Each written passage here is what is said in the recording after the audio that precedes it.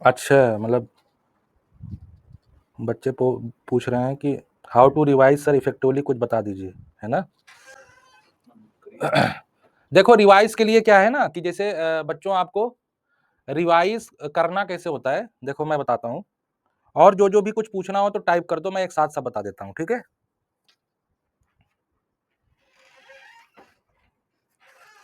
देखो रिवाइज कैसे करना है मैं आपको बताता हूँ।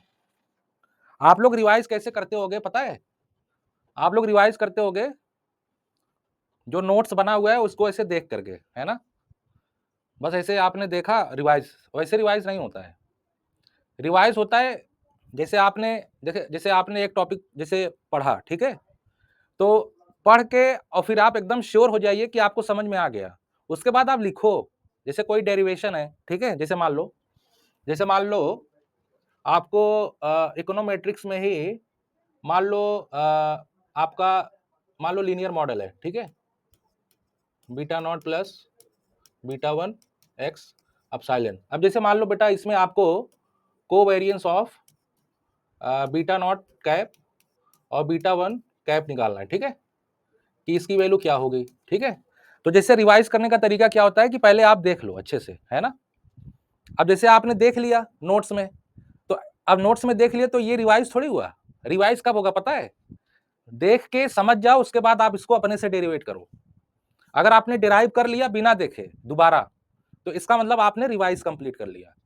समझ रहे हो कि नहीं? बोलो, समझ में आया तो थम्स अप दे दो। स्पीकर आज मैंने वो लगाया नहीं, है ना, क्योंकि आज मुझे उतनी जरूरत भी नहीं थी।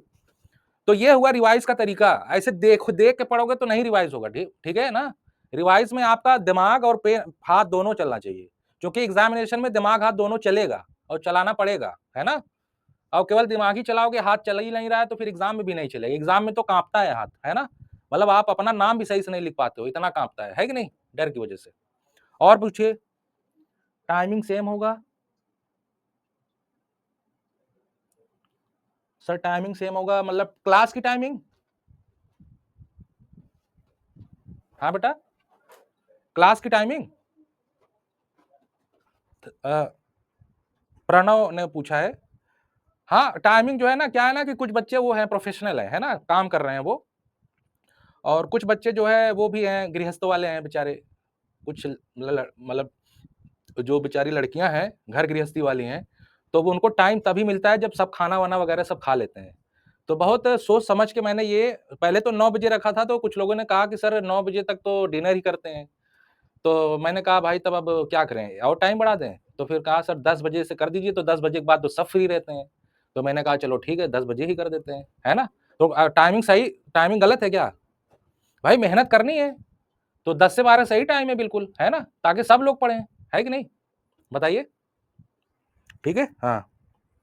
और question pattern of subjective paper, question pattern of subjective paper जैसे बेटा क्या है, देखो क्वेश्चन उसमें सब्जेक्टिव पेपर में क्वेश्चन पैटर्न में बताना क्या है। जैसे क्या है कि आप लोग देख ही रहे हो कि year wise year, sir recording मिल जाएगी ना अगर कोई लाइव क्लास में। भाई एक बंदे को मैंने हायर किया केवल इसीलिए, रिकॉर्डिंग क्लास के लिए मैंने एक बंदे को हायर किया है। वो एडिट करके डे बाय डे आप लोगों को, जैसे अभी क्लास हुई ना, कल सुबह आप लोगों के ईमेल पे पहुंच जाएगी क्लास लिंक, ठीक है। इसीलिए मैंने एक बंदे को हायर किया इस बार, ताकि मेरा पूरा समय बच जाए, ठीक है। और सर टाइम, हाँ ठीक है। क्वेश्चन पैटर्न आप सब्जेक्टिव पेपर देखो, जब मैं थ्योरी पढ़ा दूंगा ना बेटा, जब मैं थ्योरी पढ़ा दूंगा तो आप लोगों को क्वेश्चन को प्रेडिक्ट करना सिखाऊंगा, ठीक है। जैसे मैं आप लोगों को एक बारी क्या करूंगा, केवल क्वेश्चन पेपर ही लेके आऊंगा, 2-3 क्लास में आप लोगों को मैं बताऊंगा कि देखो इसके बाद ये वाला क्वेश्चन जो है पूछा गया होगा, और पूछना भी चाहिए, समझ रहे हो। जैसे क्या है ईयर वाइज भी अगर आप लोग खुद देखो, अगर आप लोग एनालिसिस अगर आप लोगों को करने आता होगा, नहीं आता होगा मैं बता दूंगा। देखो उसमें क्या है ना कि ईयर वाइज आपका जो क्वेश्चंस का लेवल है वो बढ़ाते जा रहे हैं आईएसएस वाले। इसके पीछे वजह है नंबर ऑफ जो एप्लीकेशन है वो बढ़ते जा रहे हैं ना। तो यूपीएससी वाले करते क्या है, वो सेलेक्ट नहीं करते हैं, वो एक्चुअली रिजेक्ट करते हैं। यूपीएससी जो एग्जाम लेती है, यूपीएससी का एग्जाम सिलेक्शन का नहीं है, वो है रिजेक्शन का। रिजेक्ट करते करते फिल्टर लगा लगा के जिसमें दम है रुकने का वो रुक जाता है, बाकी सब छन जाते हैं, समझ रहे हो ना। ठीक है ना बेटा। तो एकदम टेंशन मत लो, आपको पूरा बताया जाएगा क्वेश्चन कैसे क्या किस तरीके से, एक बार हमें पढ़ाने तो दो, है ना। और ये है कि थोड़ा मेरे ऊपर आप लोगों को पूरा भरोसा करना पड़ेगा, मेरे ऊपर पूरा भरोसा करना, बताऊंगा सब कुछ, कुछ नहीं छोड़ूंगा, ठीक है। और एक्चुअली क्या है ना, मैं ज्यादातर रिसर्च पेपर फॉलो करता हूँ, ठीक है।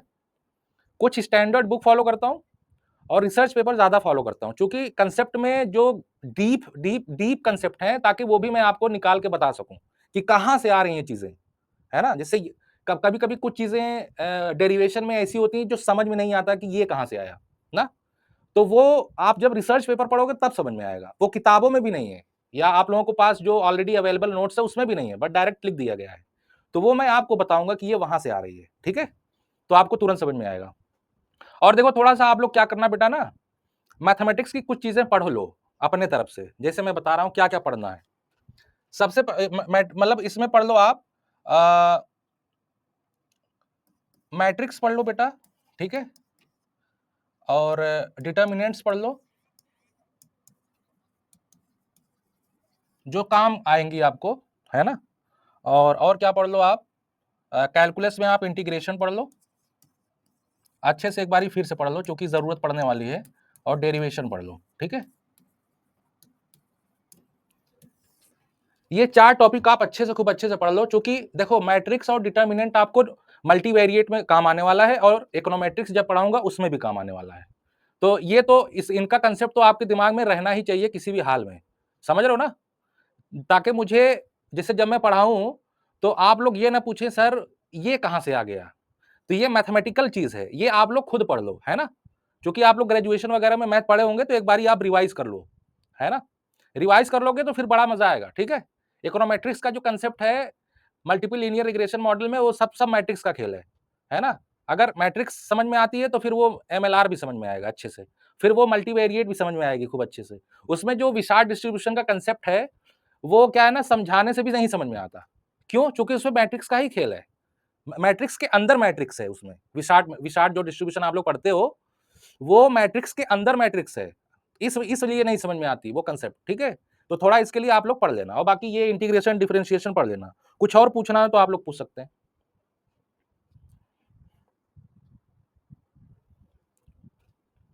या फिर डन कर दें आज, है ना। आप लोग जैसा कहें।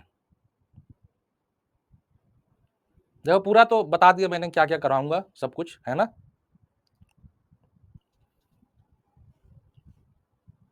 हाँ बच्चों,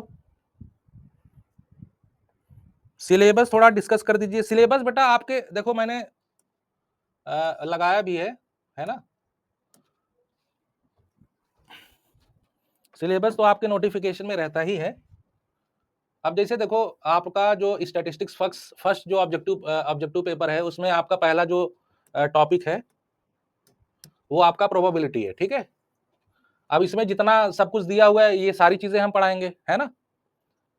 छोटा छोटा है लेकिन दिख नहीं रहा होगा, है ना। और दूसरा क्या है इसमें, आपका स्टैटिस्टिकल मेथड है, ये पूरा पढ़ाएंगे, है ना। और फिर उसके बाद क्या है इसमें, न्यूमेरिकल एनालिसिस है, ये तो काफी डिटेल में कवर करना है ताकि आप लोगों को कोई प्रॉब्लम ना हो, है ना। इसमें न्यूमेरिकल एनालिसिस है, ठीक है, ये पढ़ाना है। और कहाँ है, कंप्यूटर है, एप्लीकेशन एंड डेटा प्रोसेसिंग, ये पढ़ाना है ना। और इसमें जितनी सारी चीजें हैं सब एक एक टॉपिक को अच्छे से कवर करना है, ठीक है। और फिर इसमें इसके बाद ऑब्जेक्टिव पेपर में आपका लीनियर मॉडल है, सेकंड लीनियर मॉडल पहला है, ये खत्म करेंगे, है ना।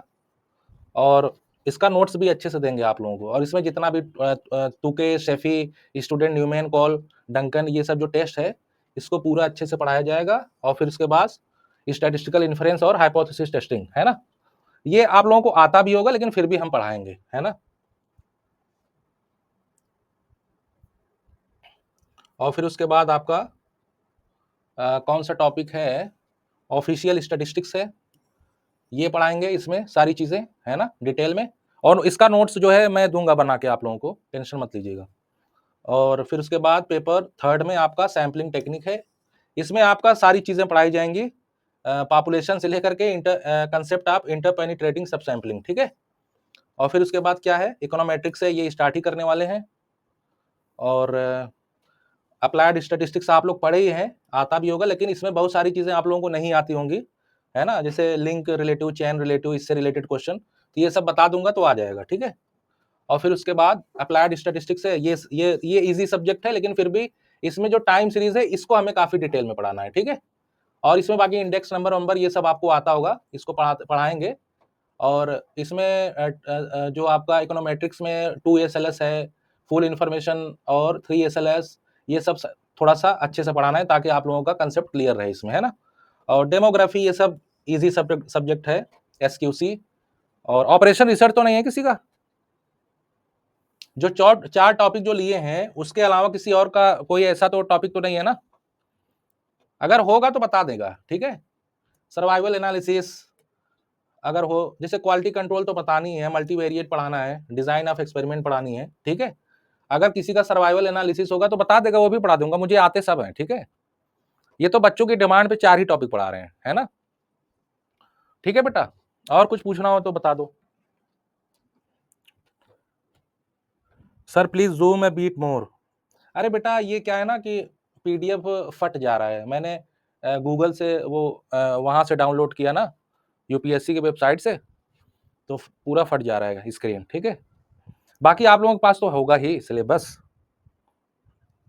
कोई कह रहा है मॉर्निंग टाइम बेटा बात यह है, पढ़ाने तो पढ़ा दें, लेकिन जो है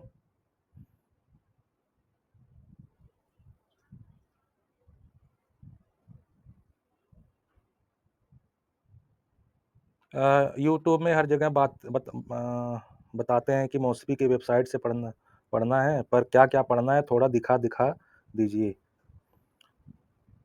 अरे ठीक है यार, मैं देखो देखो बात यह है कि आपके सिलेबस में जो है ना वो तो मैं पढ़ाऊंगा ही, लेकिन कुछ चीजें UPSC वाले कभी कभी एक्स्ट्रा पढ़ाते हैं ना, एक्स्ट्रा दे देते हैं एग्जाम में, जो आपके सिलेबस में नहीं है, तो उसको भी मैं पढ़ाऊंगा। जैसे वो मैं कैसे कवर करूंगा मैं बताता हूँ।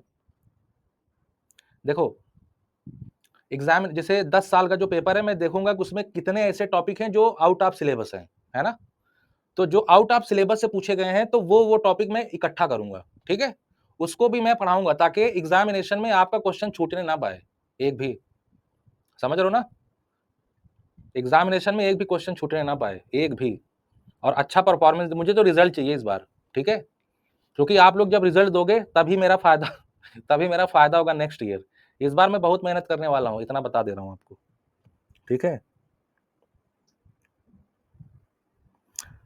चलिए, आप लोगों की आवाज आज नहीं आ रही थी क्योंकि वो माइक मैंने ऐड नहीं किया है ना, मुझे लगा कि वो ऐड है, वो अगली बार से आएगा, है ना, स्पीकर।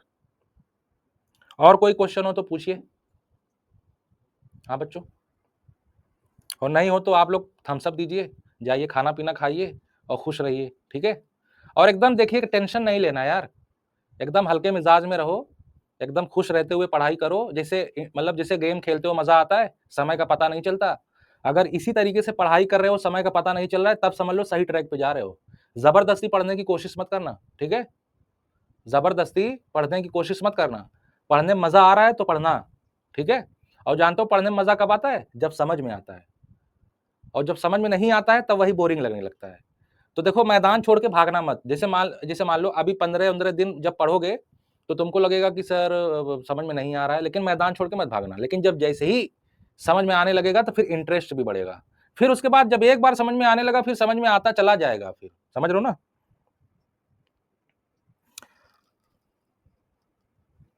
प्रोग्रामिंग, देखो प्रोग्रामिंग क्या है बेटा ना, जैसे क्या है कि लेना मेरे मेरे हिसाब से तो सही नहीं है, इसलिए बता दे रहा हूँ। UPSC वाले इतना मतलब एक तो ईयर बाय ईयर वो लोग बढ़ा रहे हैं स्टैंडर्ड पेपर का, है ना। तो आप चाहे जितना प्रोग्रामिंग पढ़ लो ना, क्वेश्चन वो ऐसा बनाएंगे कि आप एग्जाम में जो प्रोग्रामिंग देगा वो कर नहीं पाओगे। चाहे मैं जितना पढ़ा दूं प्रोग्रामिंग प्रोग्रामिंग मुझे आती है, कम से कम 4-5 प्रोग्रामिंग जानता हूँ, लेकिन एग्जामिनेशन में ऐसा पूछते हैं कि उस टाइम इतना प्रेशर रहता है आप लगा नहीं पाओगे। रहेगा छोटा सा ही, लेकिन वो लॉजिक चलता है ना उसमें, तो वो लग नहीं पाएगा। तो मेरे हिसाब से ईमानदारी से मैं बता रहा हूँ, उसको लेना सही नहीं रहेगा, ठीक है। ऑपरेशन रिसर्च बेटा देखो, ऑपरेशन रिसर्च कोई इसलिए नहीं लेता क्योंकि उसमें जो सिंप्लेक्स वाला प्रॉब्लम है आता सबको है, सिंप्लेक्स मेथड आता सबको है ना, 20 नंबर 25 नंबर का देता है, लेकिन वो सॉल्व करते करते ना क्या है कि पूरा ऐसा लगता है आधा घंटा चला गया, ठीक है, आधा घंटा ले लेता है। तो जो टाइम टेकिंग है आप उसको भी मत लो, ठीक है, समझ रहे हो कि नहीं। जैसे कम समय में आप ज्यादा नंबर जब किसी टॉपिक सब्जेक्ट में पा रहे हो टॉपिक में, तो आप जबरदस्ती हीरो बनना क्यों चाह रहे हो, है ना? अल्टीमेटली आपको तो क्वालिफाई करना है एग्जामिनेशन में, और सभी टॉपिक का वेटेज क्या है, सेम है। 200 नंबर उसका भी है, 200 नंबर उसका भी है ना?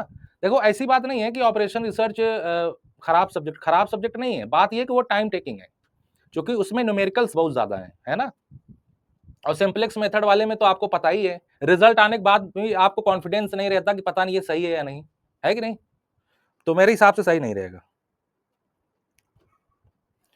तो और कुछ पूछना हो तो आप लोग पूछ सकते हैं।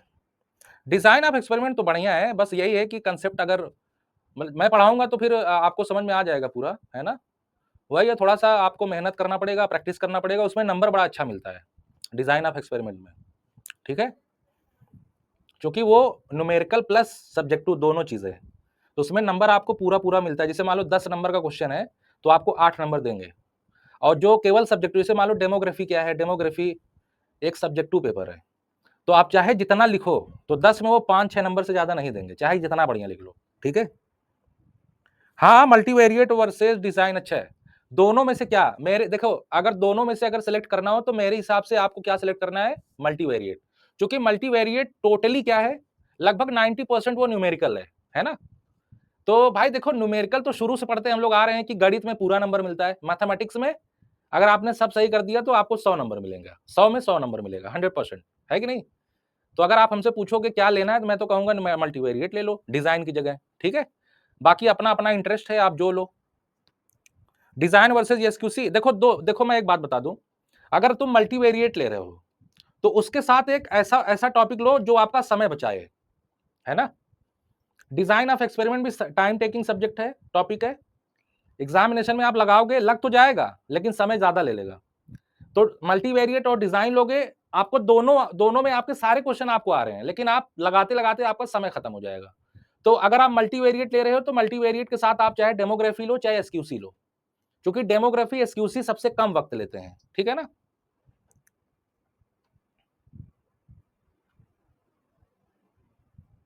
तो मैं देखो इसीलिए बच्चों से कहता हूं, कुछ लोग कह रहे हैं कि सर अगर मल्टीवेरिएट में भी अगर कुछ एग्जामिनेशन में नहीं आया, तो देखो बात ये है बेटा, इसीलिए मैं सबसे कहता हूं कि 3 टॉपिक तैयार करो, केवल 2 टॉपिक नहीं, रिस्क में नहीं लेना है जरा भी। चौथे पेपर के लिए आपको क्या करना है बेटा, 3 टॉपिक तैयार करना है। अब इन चार चार टॉपिक तो मैं पढ़ाऊंगा, इन चारों में से आपको क्या करना है, 3 टॉपिक पढ़ना है सभी को, केवल 2 टॉपिक पे आप रिलाय नहीं कर सकते। मैं भी आपका 2 टॉपिक लिए हैं, हो सकता है एक टॉपिक में बहुत ज्यादा डिफिकल्ट क्वेश्चन पूछ दे, तब क्या करोगे, है ना? लेंदी लेंदी क्वेश्चन पूछ दें, भरोसा नहीं ना जो क्वेश्चन पेपर बनाते हैं, पता नहीं क्या खा पी कर आए और बनाए दें और उल्टा सीधा, तो फिर आप लोगों का भविष्य के साथ खिलवाड़ हो जाएगा, है कि नहीं? तो आप 2 टॉपिक पे रिलाय नहीं कर सकते, आपको 3 टॉपिक तैयार करनी है। जब मेहनत ही कर लो, थोड़ा सा और मेहनत कर लो ना, इसमें क्या है? जब मेहनत कर ही रहे हो तो थोड़ा सा और मेहनत कर लो, रिस्क काहे ले रहे हो यार, ठीक है? और कुछ पूछना है पूछो।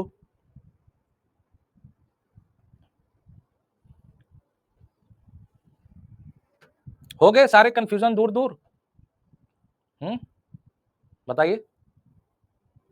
हाँ बच्चों, चलो। एसक्यूसी वर्सेस डेमो, देखो दोनों दोनों सिंपल ही टॉपिक हैं, एसक्यूसी और डेमोग्राफी में। अब ये तुम्हारे इंटरेस्ट पे डिपेंड है कि तुमको कौन ज्यादा समझ में आता है ना? जैसे ऐसा है कि तुम दोनों में से एक एक टॉपिक उठाओ उठाओ और पढ़ो, देखो तुम्हें किसमें इंटरेस्ट आ रहा है, तो उसी के बेसिस पे ले लो। हमारे हिसाब से बेस्ट ऑप्शन जो है, देखो हमारे, अगर मैं अपना अगर इंडिविजुअल मेरा अपना बताऊं तो मुझे सबसे बढ़िया लगता है मल्टीवेरिएट, ठीक है? और फिर उसके बाद दूसरे नंबर पे लगता है एसक्यूसी, डेमोग्राफी भी नहीं, एसक्यूसी स्टैटिस्टिकल क्वालिटी कंट्रोल, बहुत कम समय में आधे घंटे में पूरा पेपर खत्म, 200 नंबर, ठीक है? अगर मेरे हिसाब से मल्टीवेरिएट और एसक्यूसी, और अगर जिसको डेमोग्राफी समझ में आती है तो डेमोग्राफी ले लो, ठीक है?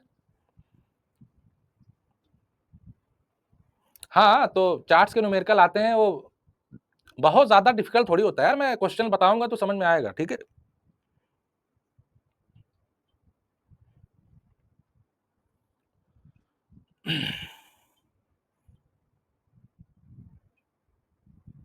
चलो मेरे हिसाब से आप लोगों के सारे क्वेश्चन खत्म हो गए, है ना? तो मिला जुला के कुछ लग रहा है, मैं भरोसा हो रहा है कि नहीं? हाँ, बताइए। Demography versus design, demography versus design नहीं बेटा। मतलब अगर आपको चूज करना है कि डेमोग्राफी और डिजाइन में क्या सेलेक्ट करना है, पहले ये पहले ये मतलब डिपेंड करेगा कि आपने पहला क्या टॉपिक लिया है। जैसे अगर आपने मल्टीवेरिएट लिया है तो डिजाइन मत लो ना, डेमोग्राफी ले लो। और अगर आपने जो है डिजाइन लिया है तो मल्टीवेरिएट मत लो, ठीक है। तो कोई सिंपल टॉपिक लो। देखो सबसे सिंपल टॉपिक डेमोग्राफी और एसक्यूसी ही है पूरे ऑप्शंस में, जितने भी टॉपिक्स हैं आपके ऑप्शनल, डेमोग्राफी और एसक्यूसी, ये दो ऐसे टॉपिक है, मुझे लगता है लगभग 99% बच्चे इन दोनों में से एक टॉपिक तो सेलेक्ट करते ही करते हैं, है कि नहीं, है ना। तो इन इन दोनों में से एक टॉपिक इसलिए लेना है क्योंकि आपको समय के साथ पूरा खत्म भी तो करना है एग्जाम में, पूरा क्वेश्चंस, है ना। अब ज्यादा स्मार्ट बनने के चक्कर में आप जो है, देखो वहां पहलवानी नहीं करनी है, मिला जुला के बस आपको नंबर लाने हैं ना, आपको क्वालिफाई करना है। भाई जैसे चलो ठीक है, आपने मल्टीवेरिएट भी ले लिया, डिजाइन भी ले लिया, तो सबको बताने की जरूरत है क्या, हमने डिजाइन और मल्टीवेरिएट हम लिए हैं, तो उससे क्या फायदा होगा आपका अगर सिलेक्शन नहीं होगा तो, है ना। आपको सारे क्वेश्चन भी आते रहेंगे, समय के साथ आप नहीं कर पाओगे, है ना। डिजाइन ऑफ एक्सपेरिमेंट में कभी कभी ऐसा क्वेश्चन पूछते हैं, वो जो है कंफाउंडिंग वाला जो दे देंगे ट्रीटमेंट 32 64 दे देंगे, कहेंगे बताइए इसमें से कौन सा कंफाउंडिंग है, तो यहाँ तरीका ही नहीं पता है, पता नहीं कैसे निकाला जाता है ना। आप लोगों के दिमाग में, आप एक यूनिवर्सिटी में तो पढ़ाते नहीं डिटेल में, हालांकि मैं पढ़ाऊंगा, ठीक है। अच्छा दोनों सेलेक्ट करना है क्या, एसक्यूसी और डेमो। देखो डेमो क्या है ना बेटा, डेमो टोटली जो है लगभग, मैं डेमोग्राफी में बता सकता हूँ 10 से 20% न्यूमेरिकल है, बाकी सब्जेक्टिव है। तो देखो जो पेपर सब्जेक्टिव होता है ना उसमें मार्क्स कम मिलता है, पूरा नंबर नहीं मिलता उसमें, और जो न्यूमेरिकल होता है उसमें पूरा नंबर मिलता है। तो एसक्यूसी और डेमोग्राफी में देख लो न्यूमेरिकल किसमें ज्यादा पूछता है, आप दो पेपर देख लो किसमें न्यूमेरिकल ज्यादा है, तो जिसमें न्यूमेरिकल्स ज्यादा रहेंगे उसी में तो आप करोगे तो ज्यादा नंबर मिलेगा। और आपका टारगेट क्या होना चाहिए, हमको ज्यादा नंबर लाना है बस, है ना। ज्यादा नंबर मिल गया तो आपका काम हो गया, ठीक है। देखो आप डेमोग्राफी आप पूरा करो, एसक्यूसी आप पूरा करो 200 का, लेकिन नंबर जानते हो किसको मिलेगा ज्यादा, एसक्यूसी वाले को, क्योंकि उसमें न्यूमेरिकल रहता है ज्यादा, ठीक है। ये है थोड़ा टेक्निक है निकालने का, हाँ, जो बच्चे निकालते हैं ना सब टेक्निक है निकालने का, ठीक है। हाँ, और कुछ क्वेश्चन हो तो पूछ लो बेटा।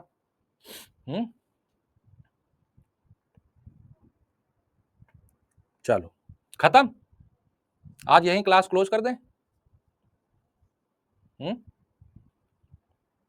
थम्स अप दे दो अगर क्लोज करना है तो, है ना। आप